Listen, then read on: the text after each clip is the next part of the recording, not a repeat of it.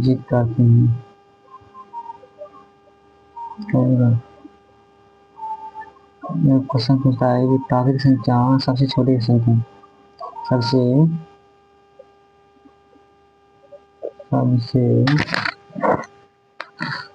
छोटी प्राकृतिक संख्या बताएं।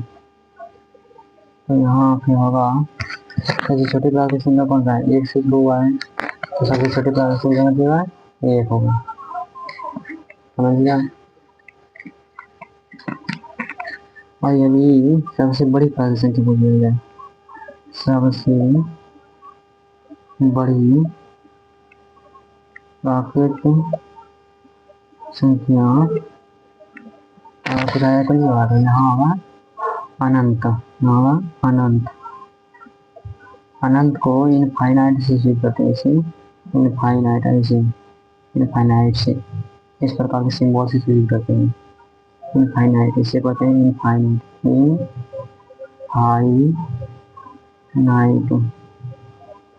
इनफाइनाइट इसे कहते हैं, समझ गया।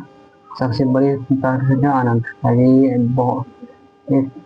इसका कोई लिमिट नहीं कितना बड़ा संख्या हो सकता है। तो इसमें कुछ क्वेश्चन, कुछ ऑब्जेक्टिव क्वेश्चन बनता है, तो पहले ऑब्जेक्टिव क्वेश्चन को देख लेते हैं कैसे एग्जाम में पूछा जाता है। यहाँ ऑब्जेक्टिव क्वेश्चन बना के रखे हैं कुछ, जैसे पूछेगा प्राकृतिक संख्या को लेकर, सबसे छोटी प्राकृतिक संख्या निम्नलिखित में से कौन सा है, 4 ऑप्शन दे देगा, उसमें पूछेगा कौन सा हो सकता है। यहाँ होगा 1, 0, 2, 9, इनमें से कौन सबसे छोटी प्राकृतिक संख्या है। 1 होगा, सबसे छोटी प्राकृतिक संख्या 1 होगा, 1 होगा। और सबसे बड़ी प्राकृतिक संख्या कौन सा होगा, क्या बचेगा 1, 1000, 10, अनंत, ये इसे इनफाइनाइट से भी सूचित करते हैं, ये होगा अनंत, समझ लो। फिर तीसरा क्वेश्चन, इसमें और क्वेश्चन बनता है कि 2 लगातार प्राकृतिक संख्या का अंतर कितना होगा। लगातार का मतलब होता है कि लगातार, जैसे 1, 2, 3, 4, 5 होगा लगातार, जैसे 1, 2 लगातार हुआ, 1, 2 लगातार हुआ, 2, 3 लगातार हुआ, समझ गया।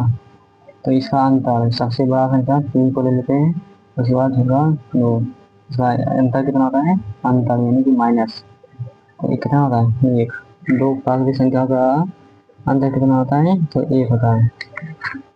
3 नंबर ऑप्शन इस प्रकार का क्वेश्चन पूछा जाता है। एक और क्वेश्चन बताए कि 2 लगातार प्राकृतिक संख्या का मौसा कितना होगा। 2 लगातार प्राकृतिक संख्या का मौसा, यानी बताएं कि लगातार 2 होती है, ऐसे होता है मौसों में छोटका से भागते हैं बड़का में, तो छोटका से इससे भाग 2 का 2, 1 बचेगा, फिर 1 से 2 में भागेंगे, 1 से 2 बार में चला जाएगा, तो मौसा कितना आएगा, मौसा 1 आएगा, कितना है 2 लगातार प्राकृतिक संख्या का मौसा कितना होता है, 1 ही होता है। और इसी पूछता है क्या शून्य प्राकृतिक संख्या है, जैसे पूछ देगा कि गिनती की संख्या जब अनंत हो जाता है तो शून्य भी होगा प्राकृतिक संख्या, तो ऐसा नहीं है, शून्य प्राकृतिक संख्या नहीं है, यह पूर्ण संख्या है। क्या है, क्या शून्य प्राकृतिक संख्या है, तो नहीं, शून्य प्राकृतिक संख्या नहीं है, यह पूर्ण संख्या है, जो भी पूर्ण संख्या आगे पढ़ते हैं। क्वेश्चन नंबर 6 पढ़ते हैं, प्राकृतिक संख्याओं को चुने, इनमें से कौन सा प्राकृतिक संख्या है, कौन सा होगा, 0, ये तो प्राकृतिक संख्या नहीं है, ये तो पूर्ण संख्या है।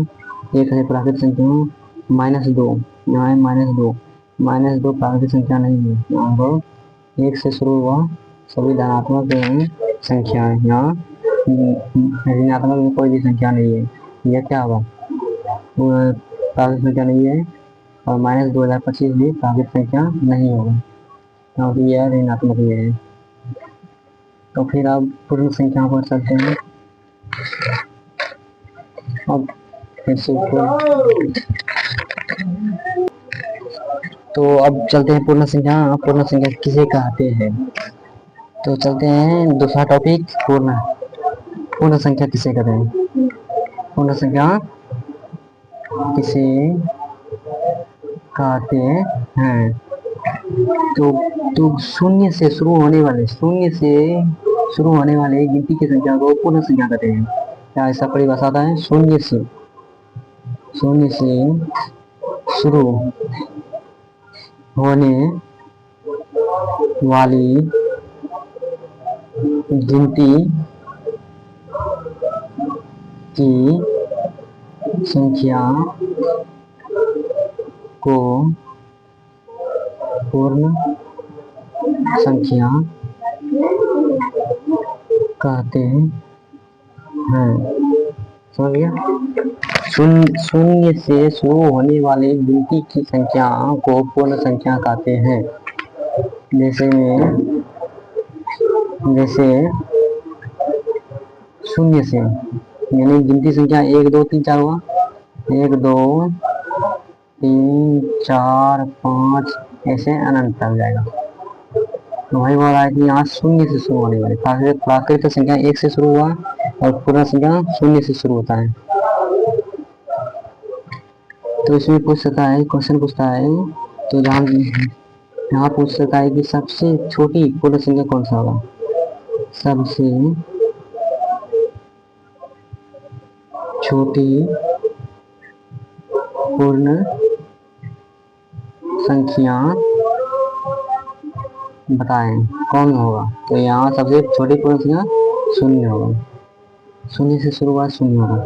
और सबसे वही बोलेगा सबसे बड़ी पूर्ण संख्या, सबसे बड़ी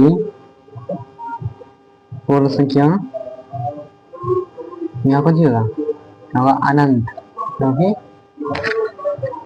यह अनंत तक है। यह कौन सी होगा? अनंत का कोई लिमिट नहीं है। कितना होगा?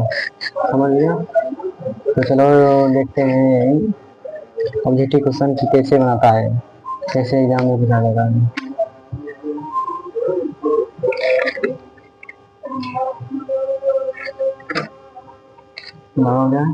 यहाँ पूर्ण संख्या, तो सबसे छोटी पूर्ण संख्या कौन सा होगा?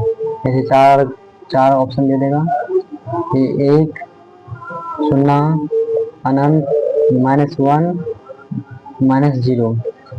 सबसे छोटा -0 -1 भी होगा, इससे 0 से छोटा भी होगा।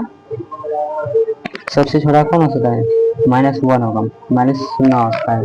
लेकिन यहाँ बोल रहा है पूर्ण संख्या सबसे छोटा आता है ये शून्य।